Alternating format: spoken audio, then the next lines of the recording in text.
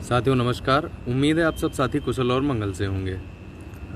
जो साथी इस वीडियो के माध्यम से अब जुड़ते रहेंगे उनसे निवेदन है कि वीडियो को मैक्सिमम दोस्तों तक आप साझा कर दीजिएगा, जिससे जितनी तेज़ी से लोग साथी जो इस पेज के माध्यम से जुड़ते जाएंगे वे अन्य व्हाट्सएप समूहों में, अन्य फेसबुक समूहों में, अन्य टेलीग्राम समूहों में इसको साझा कर देंगे, जिससे मैक्सिमम लोग जुड़ जाएं, कम समय में जुड़ जाएं, जिससे जल्दी से जल्दी मैं भी अपनी बात आप सबके सम्मुख रख सकूं। दीपक दिनेश भाई राम राम। शुक्रिया सुधा जी। हाँ मनोज बघेल भाई, थोड़ी सी लाइट कम है। उम्मीद करता हूँ आवाज़ मेरी साफ पहुँच रही होगी। माना कि अंधेरा घना है, दिया जलाना कहाँ मना है, अटल बिहारी जी की पंक्तियाँ हैं। हर हर महादेव अजय भाई, जय महाकाल शिवम भाई। अरे चंद्रवंशी भैया, आवाज़ आप तक पहुंच रही होगी, दिखने से कोई इशू नहीं है। नेहा गुप्ता जी नमस्कार। अजय भाई महादेव। शुभम शुक्ला भैया राम राम। अतुल संघर्षी भाई राम राम। महाकाल। तो दोस्तों 256 लोग लगभग जुड़ चुके हैं और सबसे पहले मैं मुश्किल से 5 मिनट आपका लूँगा। 5 मिनट के अंदर अंदर मैं इस अपनी बात को कंप्लीट कर लेता हूँ, उसके बाद मैं आप सभी के प्रश्न ले लूँगा। जय श्री कामतानाथ। सबसे पहले बात करते हैं अगली डेट की कि अगली डेट कब लगने की संभावनाएं हैं। दोस्तों बुधवार तक की कॉल लिस्ट आ गई है। अभी तक 69,000 शिक्षक भर्ती का मामला उसमें मेंशन नहीं है। इस हिसाब से चूंकि बेंच अल्टरनेट दिनों पर बैठ रही है, इस वजह से बृहस्पतिवार को बेंच बैठने की संभावनाएं नगण्य हैं। इस वजह से शुक्रवार को संभावित है, जो अनुमान लगा रहे हैं लोग, वो एवार के माध्यम से यही लग रहा है कि संभव है कि शुक्रवार को डेट अपने मामले की लग जाए। तो इस वजह से अपनी बुधवार की तैयारी के हिसाब से हम अपने अधिवक्ताओं की तैयारी लेकर के चल रहे थे, लेकिन अभी फिलहाल शुक्रवार तक अगर डेट मेंशन होकर के आती है तो उस हिसाब से अधिवक्ता की तैयारी करके अधिवक्ता को अपीयर कराया जाएगा। सबसे महत्वपूर्ण बात, अगली सुनवाई की तिथि को जो आप सबके समक्ष कन्फ्यूजन था वो आप सबके सम्मुख रख दिया गया है। उम्मीद है अब कोई भी प्रश्न अगली तिथि से संबंधित नहीं आएगा। इसके बाद में बात करते हैं सुनवाई की। दोस्तों पिछली सुनवाई पर हुआ क्या था, तमाम सारे यूट्यूब चैनल्स हैं, तमाम सारे लोगों की अपनी अपनी दंत कथाएं हैं, जो कपोल काल्पनिक बातें आप सबके सम्मुख रख दी जाती हैं। चूंकि आप भी वर्चुअल कोर्ट में मामला चलता है तो आप समझ नहीं पाते हैं, और बहुत सारे साथी अलग अलग समूहों में जुड़े हैं तो अलग अलग अपडेट्स आपको मिलती हैं। इस वजह से सबसे महत्वपूर्ण बात जो दोस्तों है वो आती है सुनवाई की। सुनवाई के बारे में मैं केवल सत्येंद्र भाई, अब मैं एकदम खुले में बैठा हूँ, अब मैं क्या बताऊँ, आवाज़ गूंज रही है, ऐसी किसी कमरे में भी नहीं हूँ मैं। तो जो पिछली सुनवाई थी, पिछली सुनवाई के हिसाब से जो बात निकल करके आ रही है वो ये निकल करके आई थी कि सबसे पहली बात 15 के जो सही बता सके हुआ क्या। ऋषभ सिंह चौहान जी, अगर आपको मेरी बातें नहीं समझ में आ रही हैं भाई मेरे, तो आप ऐसे किसी को ढूंढ लीजिए जो आपका ज्योतिषी बन जाए और आपको सारी बातें ज्योतिष शास्त्र के अनुसार बता सके। यहाँ पे आप हमसे कट टू कट बातें अगर ज़्यादा करेंगे तो ज़्यादा बेहतर रहेगा। तो सबसे पहले जो महत्वपूर्ण बात यह है कि पिछली सुनवाई में हुआ क्या था। तो दोस्तों जो आप सबके मामले में एक चीज़ निकल करके आ रही है कि ललित सर ने एक चीज़ बोल दिया था। सूर्या भाई नमस्कार। तो ललित सर ने एक चीज़ बोल दिया था कि हम पेटिशनर्स को केवल सुनेंगे, रिस्पोंडेंट को नहीं सुनेंगे, और हम सरकार को भी नहीं सुनेंगे। तो दोस्तों ये बात 615 लोगों के सम्मुख मैं स्पष्ट तौर पर कहता हूँ कि ऐसी कोई भी बात या ऐसा कोई भी रिमार्क नहीं दिया गया था जज साहब के द्वारा। क्यों नहीं दिया गया था ये भी मैं बता दूं। अगर ऐसा कोई रिमार्क दिया गया होता तो आप मुझे एक सिंपल सी चीज़ बताइए कि केवी विश्वनाथन सर किस प्रकार से बोल लेते। मैं भी या मेरी टीम भी वहाँ पर रिस्पोंडेंट है, ना कि पेटिशनर। पेटिशनर वहाँ पर केवल और केवल शिक्षा मित्र हैं। तो अगर केवल शिक्षा मित्रों के वकीलों के सुनने की बात होती तो वहाँ पर केवल और केवल शिक्षा मित्र के वकील सुने जाते, ना कि as a respondent Shivendra Pratap Singh के या राघवेंद्र प्रताप सिंह के या किसी अन्य के वकील सुने जाते। तो ये बात, आधी बात जो आपको बता करके गुमराह किया जाता है, इस गुमराहपन को आप छोड़ दीजिए। ये बात हो गई कि सुनवाई में हुआ क्या था। इसके बाद एक और बात निकल करके आती है, केवल शिवेंद्र प्रताप सिंह नहीं, एक आशीष सिंह है, बीएड के ही हैं साथी, उनके टीम की तरफ से विभा मखीजा मैम भी 2-3 लाइन बोलने का प्रयास किया उन्होंने, हालांकि वो आखिरी में बोल रही थी। इस वजह से ललित सर ने उनका रिमार्क लिया और कहा कि आपको आगे मौका मिलेगा। तो एक सामान्य सी चीज़ आप समझिए कि रिस्पोंडेंट के रूप में आप मुख्य पार्टी हैं। एक और चीज़ निकल करके आती है, आपको ये बताया जाता है कि आप थर्ड पार्टी हैं। तो दोस्तों, आप ये बात अपने दिमाग से बिल्कुल निकाल दीजिए कि आप थर्ड पार्टी हैं या कुछ भी हैं। आप मुख्य साथ 156/2019 को भी चैलेंज किया गया है। इस वजह से जब भी अधिवक्ताओं को मौका मिलेगा तो 156/2019 के अधिवक्ता सिंपल और सामान्य रूप से वहां पर एज अ रिस्पोंडेंट आकर के बोलेंगे। अब इसके बाद में बात आती है एक और चीज़। सबसे पहले जो सबसे महत्वपूर्ण बात निकल करके आ रही है कि दूसरी एक और महत्वपूर्ण बात ये थी कि जज साहब ने अंत में क्या बोला था कि लोगों को ये लगने लगा कि जो केस है वो पूरा पूरा निगेटिव जा रहा है या 40-45 के फेवर में जा रहा है। मैं भी लिंक के माध्यम से ही जुड़ा था। आप सबको एकदम स्पष्ट रूप से बताना चाहूँगा कि जीता ठाकुर जी कह रहे हैं नेतागिरी क्यों दिखा रहे हो। भाई मेरे, अगर मैं सही बात बता रहा हूँ आपको नेतागिरी लग रहा है तो जो ये चश्मा आप लगा करके रखे हैं ना, ये अंधभक्ति का चश्मा जाकर के उन्हीं के चरणों में रखाइए जिनके अंधभक्ति का चश्मा आपके श्री चरणों में विराजमान है। जो वर्चुअल कोर्ट में हुआ था, वर्ड टू वर्ड शब्दशः बता रहा हूं, अगर कोई एक शब्द इसमें से इधर उधर साबित कर देगा तो अपना अभ्यर्थन मैं वापस ले लूंगा। तो सामान्य सी चीज आपको बता रहा हूं, तो वो सामान्य सी चीज सिंपल शब्दों में आप समझ लो।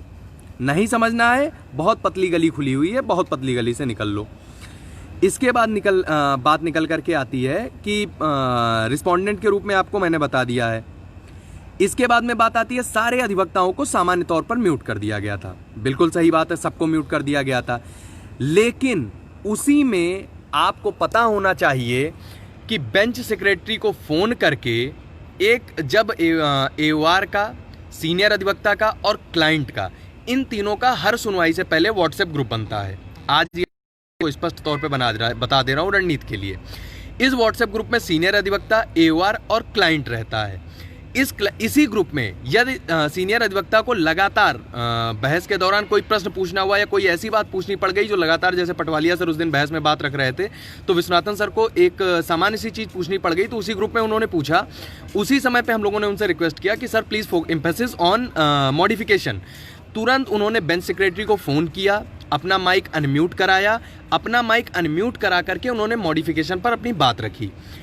तो इस सामान्य सी चीज़ को आप समझिए कि यदि आप अधिवक्ता के साथ सीधे सीधे जुड़े हुए हैं तो जिस भी समय पर आप चाहेंगे आप अपनी बात को रखवा पाएंगे। चूंकि अन्य टीमों के भी अधिवक्ता थे, बड़े बड़े नाम थे, यदि वे सभी चाहते तो ऐसा प्रयास कर सकते थे। क्यों नहीं किया ये मैं बात नहीं जानता हूं। हाँ, हालांकि करना चाहिए, लेकिन एक निवेदन और करना चाहूँगा। इसमें एक कम्युनिकेशन गैप बहुत बड़ी चीज़ है। यदि आप दिल्ली में रहेंगे, यदि आप अधिवक्ताओं के चैम्बर में रहेंगे, हालांकि खतरा है मैं मानता हूँ, लेकिन वहाँ पर होने के बाद आप कार्यों को बेहतर कर पाएंगे।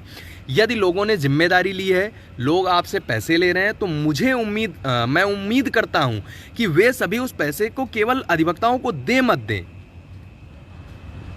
वो अधिवक्ताओं से काम लेने के लिए वो प्रयास करें, अधिवक्ताओं से काम निकालें, अधिवक्ताओं पर पिंच करें।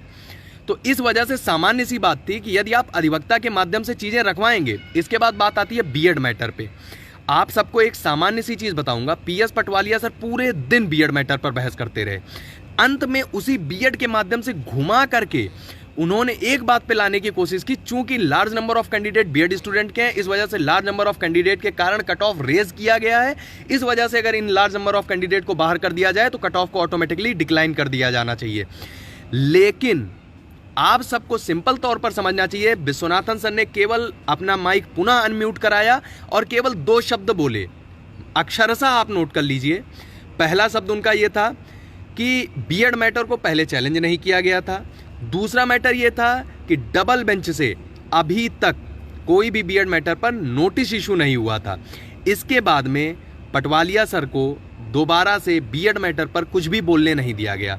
जिन लोगों ने आपको गुमराह किया था कि बीटीसी वाले जो है बीएड के खिलाफ बहस करा देंगे, बीटीसी वाले शिक्षा मित्रों से मिल गए हैं, बीटीसी वाले ये कर रहे हैं, बीटीसी वाले वो कर रहे हैं, उन सबको जा करके उस भैंस को देखना चाहिए और चुल्लू भर पानी लेकर के अपना विसर्जन खुद ही उस चुल्लू भर पानी में कर लेना चाहिए।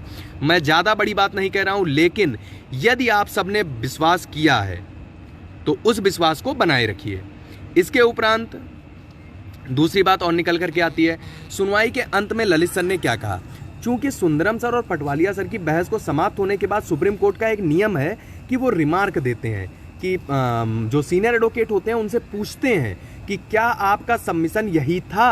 अगर सीनियर एडवोकेट कहते हैं कि हाँ यही था, तो वो same to same argument noted हो जाता है। यदि वो कहते हैं नहीं माय लॉर्ड, मेरा जो सबमिशन था वो ये नहीं ये था, मतलब पार्ट कुछ उसमें संशोधित करके फिर बताते हैं, तो उसमें वो संशोधित करके अंकित हो जाता है। यही सामान्य सी बात जो सुंदरम सर की थी, उसी को सुनते हुए उन्होंने बात रखी कि सुंदरम सर जी ये आप ये कह रहे हैं कि चूंकि आपके कैंडिडेट्स जो है 32,000 हैं और वो 32,000 कैंडिडेट 60-65 पर सफल नहीं है, इस वजह से 60-65 cut off is too high. उसी को लोगों ने घुमा करके जो चीज़ें फैला दी वो लोग की मतलब जज को ये लग रहा है कि 60-65 कट ऑफ टू हाई है, लेकिन मेरे हिसाब से फ़िलहाल ऐसा कोई चीज़ अभी तक निकल करके नहीं आई है।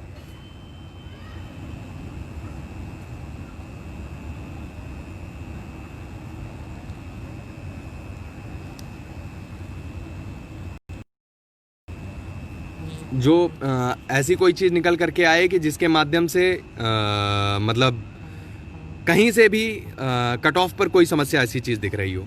इसके बाद एक और चीज़ निकल करके आती है, साल्वे सर को लेकर के आओ। बिल्कुल लेकर के आओ, मैंने कभी मना नहीं किया कि साल्वे सर को लेकर के मत आओ, बिल्कुल लेकर के आओ, दौड़ा करके लेके आओ और ज़रूर लेकर के आओ, लेकिन आप लेकर के आओ। हम विश्वनाथन सर के साथ लगे हुए हैं और विश्वनाथन सर के साथ में मिलकर के इस केस को कंप्लीट कराने के लिए अपना तन मन धन सब कुछ समर्पित करेंगे। इस वजह से चूंकि आप किसी भी मैटर में देख लीजिए, विश्वनाथन सर जो जगन्नाथपुरी का मैटर था जिसके लिए लेकर के हरीश साल्वे सर के लिए सबसे ज़्यादा एफर्ट डाला जा रहा था, उसी ऑर्डर में जाकर के लोग देख सकते हैं। यदि कोई और अधिवक्ता का जिसका कमेंट कोट किया गया है तो वो थे मिस्टर के.वी. विश्वनाथन। तो आप किसी भी अधिवक्ता के ऊपर डिपेंड मत रहिए। केवल एक अधिवक्ता के बस का नहीं है कि 10-10, 12-12 अधिवक्ताओं को काउंटर कर सके। आपको एक से अधिक अधिवक्ता की जरूरत होगी। इसके बाद टीम, एक बात और है, टीम क्या कर रही है आपको जानने की बहुत जल्दी रहती है।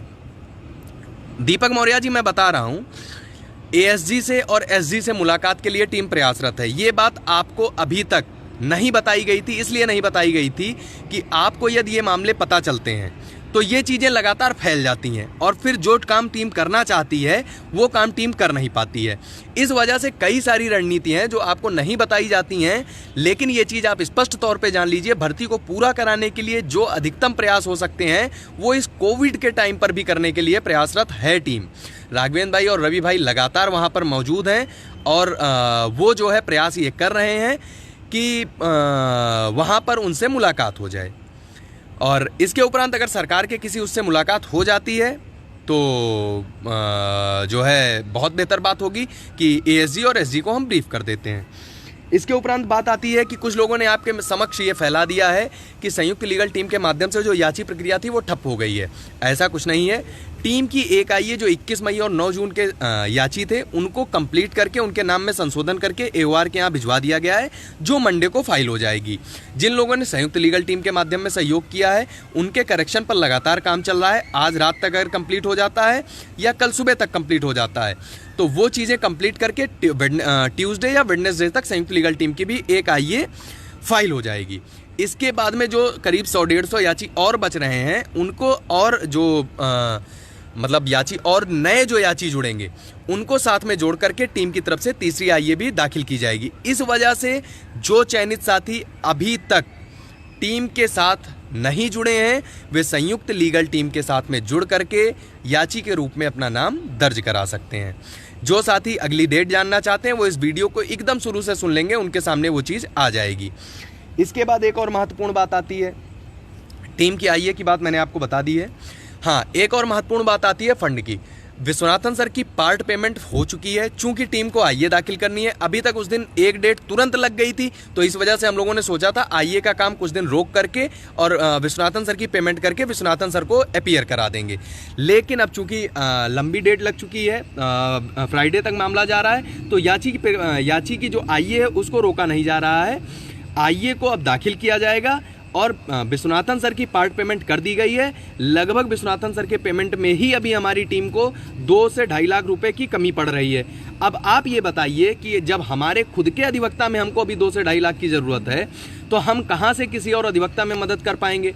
हालांकि मैं एक बात और कहना चाहूँगा, जिन लोगों के अधिवक्ताओं को बोलने का मौका नहीं मिल रहा है या जो लोग अपने अधिवक्ताओं का इस्तेमाल नहीं कर पा रहे हैं, वे लोग अवश्य अगर मदद करना चाहें तो साल्वे के लिए मदद कर दें, या अगर मदद करना चाहें तो विश्वनाथन सर के लिए मदद कर दें। जो टीम का काम उनको अच्छा लगे उस टीम के साथ में वो मदद कर दें, हमसे कोई मतलब नहीं है।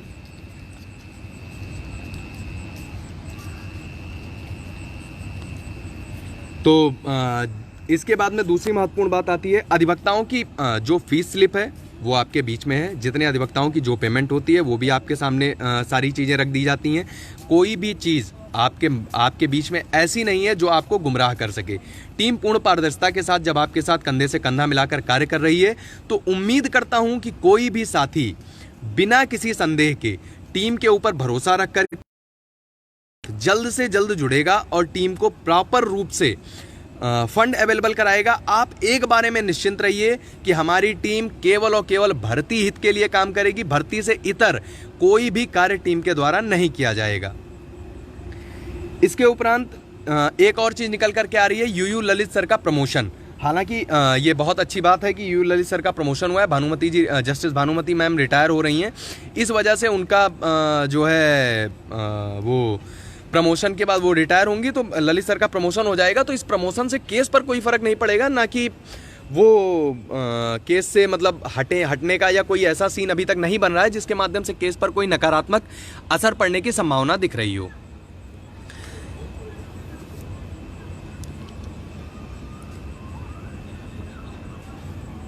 अब एक एक करके मैं आपके प्रश्न ले रहा हूं। हालांकि आप कोशिश करिएगा 10 मिनट के अंदर मैं सबके प्रश्नों का जवाब दे दूं। शुक्रिया प्रमोद भैया। ऋषभ राय भाई, कोर्ट की वेबसाइट बिल्कुल। वर्मा आरके, शिवेन जी आइए कोर्ट। एक आईए नंबर मिलता है, वो नंबर हम आपको शेयर कर देंगे।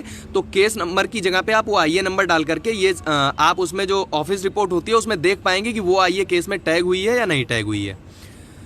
रवि दिवाकर जी, भारांक कम नहीं होगा, हम सब जानते हैं, लेकिन भारांक के विषय में जज साहब को बताना जरूरी है। ये भी बात आप स्पष्ट तौर पर जान लीजिए। बिल्कुल अंकुर सिंह चौहान जी, बिल्कुल लेकर के आइए। बिल्कुल पंकज कुमार जी, यही तो मैं कहना चाहता हूं। जब विश्वनाथन सर की पेमेंट हम कंप्लीट कर लेंगे तब हम किसी और अधिवक्ता के लिए जा सकते हैं, लेकिन अभी तो हम विनय नवारे सर को ड्रॉप करने के बारे में सोच रहे हैं। हम अपने पैनल की फीस जो है नहीं अफोर्ड कर पा रहे हैं, तो हम किसी और एडवोकेट के लिए कैसे हामी भर दें, आप बताइए। और हालांकि मैं 1100 लोगों के सामने एक चीज़ कहना चाहूँगा कि मुझे बहुत अच्छा लगा कि जो लोग अमर्यादित भाषा का इस्तेमाल कर रहे थे, कल तक लाइव अपने जूतों के साइज बता रहे थे, उन्होंने कल शिवेंद्र जी कहकर, गोविंद जी कहकर, आदित्य जी कहकर संबोधित किया। मुझे बहुत हार्दिक प्रसन्नता हुई ऐसे शब्दावली के इस्तेमाल पर। उम्मीद करता हूं ये शब्दावली बनी रहेगी। और मैं हरी साल्वे सर का कतई विरोध नहीं करने वाला हूं। मैं जानता हूं वो आएंगे, केस के लिए बेहतर होगा, लेकिन केवल और केवल मैं उन्हीं के भरोसे नहीं हूं। मेरे पैनल का होना जरूरी है, आप ये बात अच्छे से समझ लीजिए। केवी विश्वनाथन सर से आप जब टीम आमने सामने की ब्रीफ कर रही है, टीम लगातार दिल्ली में मौजूद है, सारे मामलों में उनको A to Z खबर दी जा रही है, तो आप इस बारे में निश्चिंत रहिए कि उनकी अपीयरेंस सर्वाधिक महत्वपूर्ण है केस के लिए। तो जितने भी साथी हैं वो उनसे निवेदन है कि वो जल्द से जल्द केवी विश्वनाथन सर के पेमेंट की व्यवस्था कराएं। जैसे ही केवी विश्वनाथन सर की पूरी पेमेंट कंप्लीट होती है, हम जो भी बाकी अगर टीम आगे बढ़ती है तो हम जरूर विचार करेंगे, लेकिन जब तक हमारे एडवोकेट की पेमेंट नहीं हो जाता है तब तक निवेदन है कि हमसे कोई भी ऐसी अपेक्षा ना पालें कि हम अपने एडवोकेट को ड्रॉप करने के विषय में सोचें भी। ये सोचना भी भयावह है। केस कब तक फाइनल होगा? रंजीत भाई, ये कोई तिथि नहीं बता सकता है। मोहित मौर्य जी, अर्जेंसी लगने की संभावनाएं तब हो सकती हैं जब बेंच कंटिन्यू बैठे। बेंच अल्टरनेट बैठ रही है तो अर्जेंसी लगाने का मतलब नहीं, जज साहब लिस्ट कर देंगे मामला स्वयं ही। अमित ओझा जी, आप वीडियो को शुरुआत से सुन लीजिए।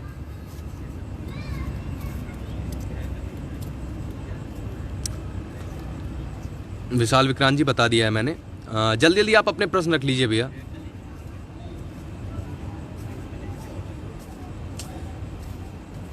अंकुर चौहान जी, बिल्कुल होगा और बेहतर होगा। पूजा पांडे जी, एसजी और डबल एजी नहीं एएसजी बोलते हैं, तो उनकी ब्रीफिंग के लिए बिल्कुल प्रयास किया जा रहा है और विश्वास वो चीजें रखी जाएंगी।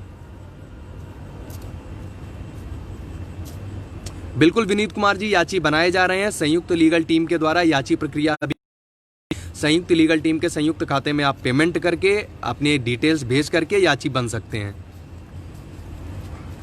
हाँ, मॉडिफिकेशन की जो बात है वो सबसे ज़रूरी बात मैं आपको बता दूं, जज साहब ने केस को फाइनल डिस्पोजल के लिए बोला है, तो इस वजह से मॉडिफिकेशन पर बहस होने की संभावनाएं कम है।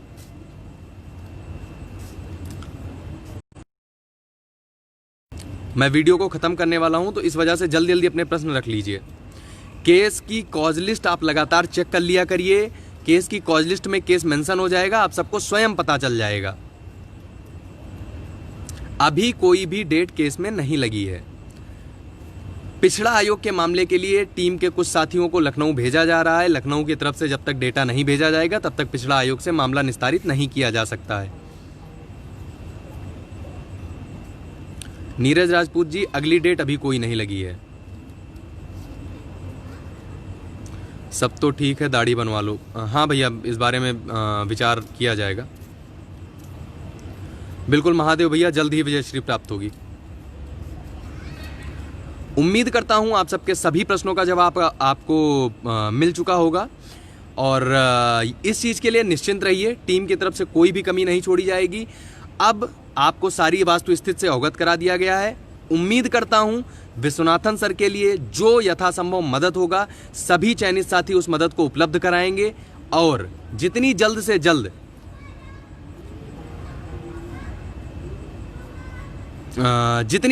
से जल्द अपनी टीम के अधिवक्ता का भुगतान होगा, उतनी जल्द से जल्द ब्रीफिंग का कार्य दोबारा से शुरू कर दिया जाएगा और केवल एक राउंड की ब्रीफिंग नहीं होगी, ब्रीफिंग कई राउंड की होगी।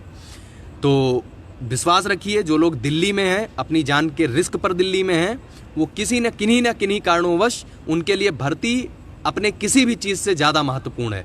और मैं अन्य सभी लोगों का आह्वान पुनः एक बार आप सबके 1000 लोगों के माध्यम से करना चाहूँगा, जो लोग इस मामले में भाई ब्रीफिंग में मदद करो एक दूसरे एडवोकेट की। मयंक शुक्ला जी, मैं यही कहने वाला था कि जितनी टीमें हैं, जितने टीमों के नेतृत्व करता हैं, वे सभी जल्द से जल्द दिल्ली पहुँचें। यदि केस में आप कुछ सकारात्मक चाहते हैं तो जितनी जल्दी हो सके आप दिल्ली पहुँचें, क्योंकि अधिवक्ता से आमने सामने की मुलाकात, अधिवक्ता से आमने सामने की ब्रीफिंग इस केस के लिए अत्यंत महत्वपूर्ण है। आपका विपक्ष जो है वो लगातार दिल्ली में डटा हुआ है। संयुक्त लीगल टीम के अलावा अभी तक कोई भी टीम दिल्ली की धरती पर नहीं आई है। ये बात बहुत दुखद है। सबको नौकरी चाहिए, तो प्लीज़ हाथ जोड़कर करबद्ध निवेदन है, जल्द से जल्द दिल्ली पहुंचिए और ज़बरदस्त ब्रीफिंग कराइए और मिल करके लड़ते हैं और विजयश्री दिलाते हैं। हर हर महादेव। एक लक्ष्य नियुक्ति पत्र। और अंत में फिर वही कहूँगा, चिंता नहीं बवाल की, जय हो महाकाल की।